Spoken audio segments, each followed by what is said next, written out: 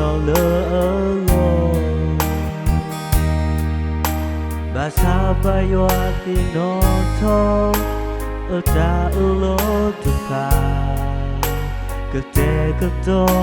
hôm qua Giêsu Christ qua khó cơ xa ô hè xin cho bất giờ bà yoa thì lâu qua phố qua thế tư là ở ta nếu quyết đổi và để kêu ta muốn chú yêu ta số lên và để bà cô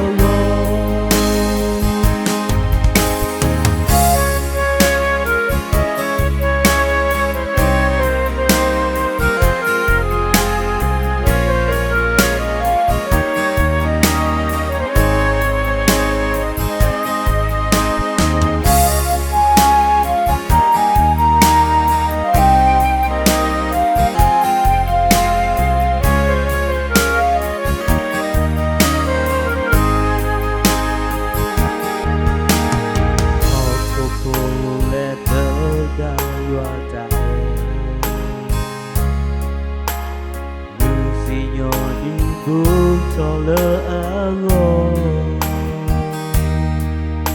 bà sa ba yoa thì nó thong ở ta ở lỗ thực thà cực tệ cực to hôm qua Giêsu Christ qua khó cơ xa ô hè xin cho bất giờ bà yoa thì lâu qua phố qua thế tư là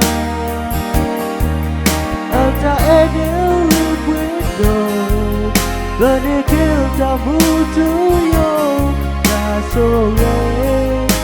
qua để bà cô lo ô hè xin cho bất giờ bà yoa thì lâu qua phố qua thế tư là ở ta nếu quyết đổi